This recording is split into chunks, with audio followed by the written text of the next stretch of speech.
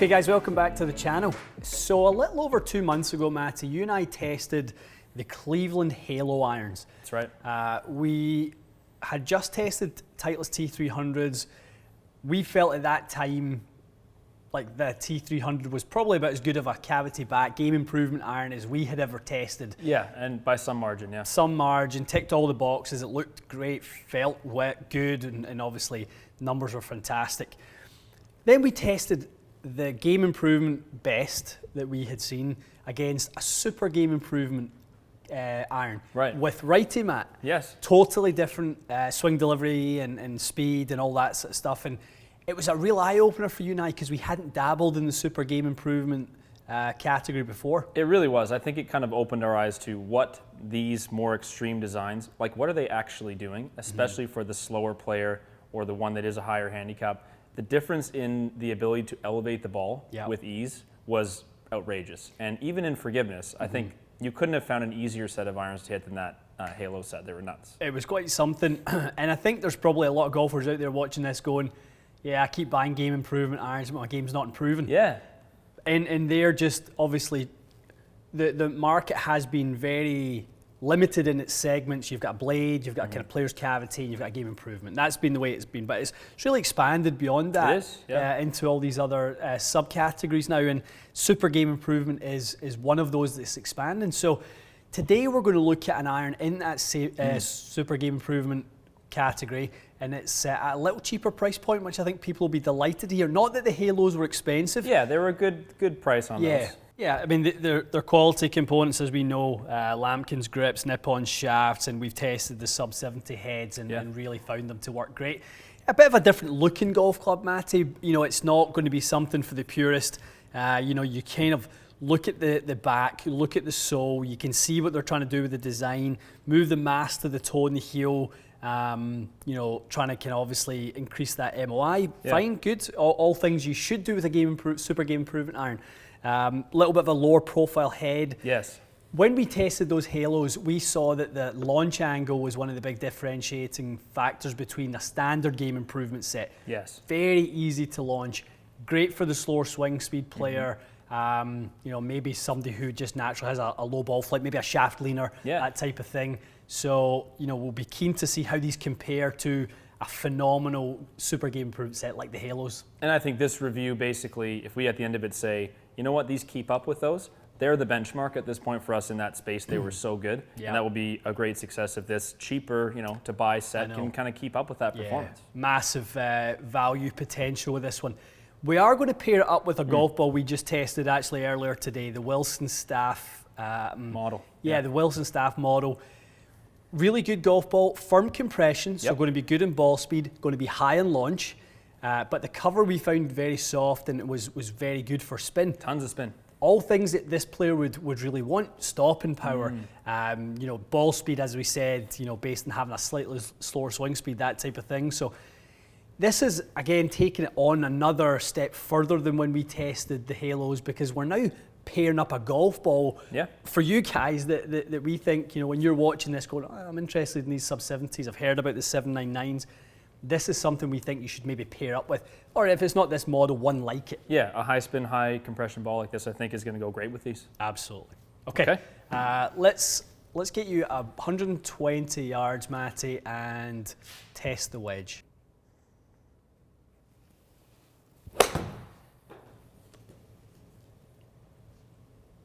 A little scuffy, but not bad. Yeah, you could hear it was a little bit on the heavier side, but it absolutely got there. Slid through there just fine. Better strike. It's nice. No issues getting back there.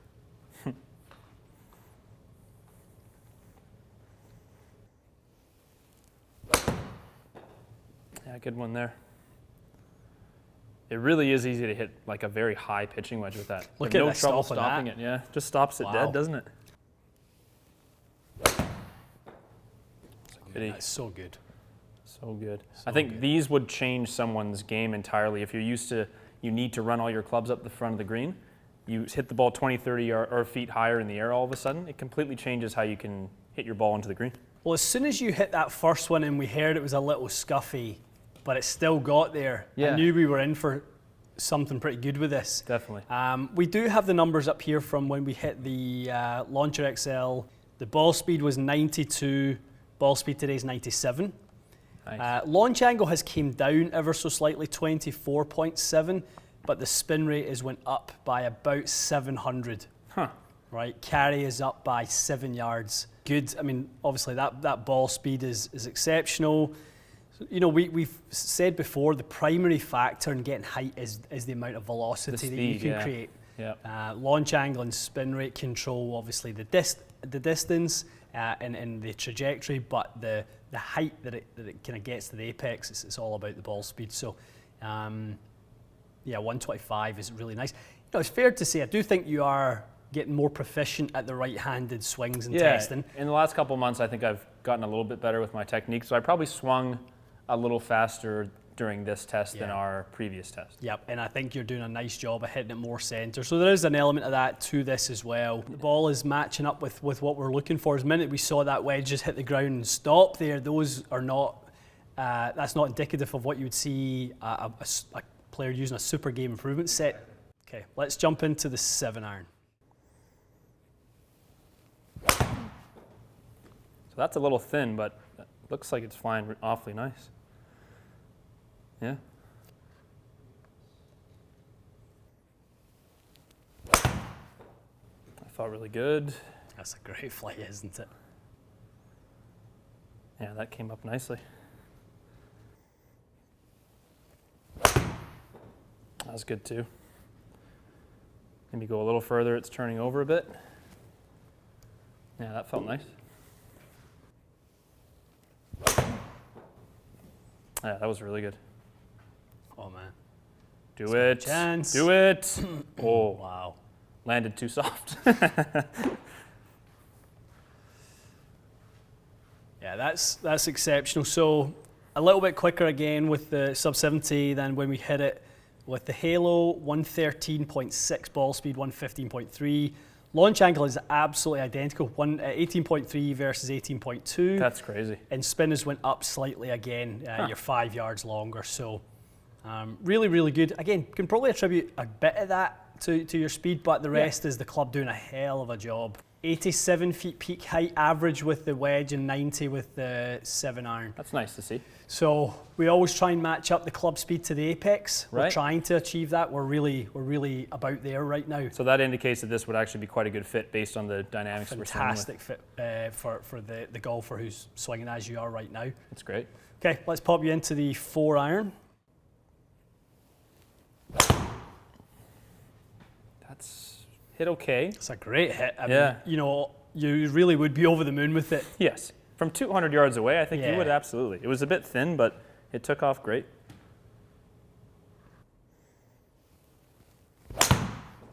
Ooh, that felt good.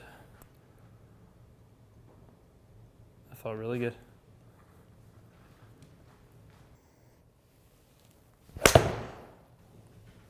That's nice. It's a little hot, but struck well.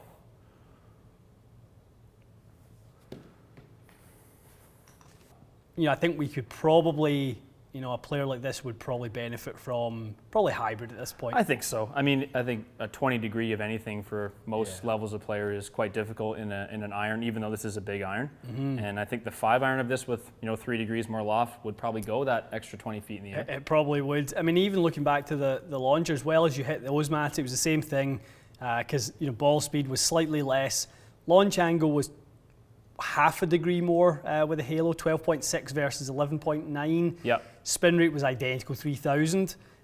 So, you know, we'd have seen the same Similar thing. Bit of a low ball flight. So, yeah, maybe 4-iron is an unnecessary club in these sets, unless you are the player who needs a slightly flatter flight. Exactly. And there are people out there who certainly balloon it and find that they stall the ball in the air, you know, excess spin. They'd be over the moon with this, but, you know, for most players, I think unnecessary. I think the 5 to P wedge would be a great set. And then, as you said, get yourself an easy to hit kind of high launch hybrid or a fairway wood to go in place of the 4 or 3-iron, and you'll be laughing. Yeah. I mean, obviously the benefit of using, you know, a shaft that works really well with it in there, like we said, there's obviously other shaft options. Look through the the Sub70 website, and you can certainly see if any of those options suit. We go 5 to pitch and wedge. You can see in the custom you've got True Temper Elevates, Aldila Graphite, KBS Tour V Black PVD, which is pretty cool. Really cool. You've got some recoils, 950s, you've got MMTs. So they got one of the best Lots selections that we've seen for irons. I don't think any other company has that many. Yeah, and we looked at, I think, was it Tacoma? We talked about, as of next year, they're planning to expand it, but right now, they're a little limited in their shaft options. Right. Sub70 are definitely more advanced in offering those at this minute. Yeah, which might be a reason to look at these versus something else. Absolutely. Nice Good stuff.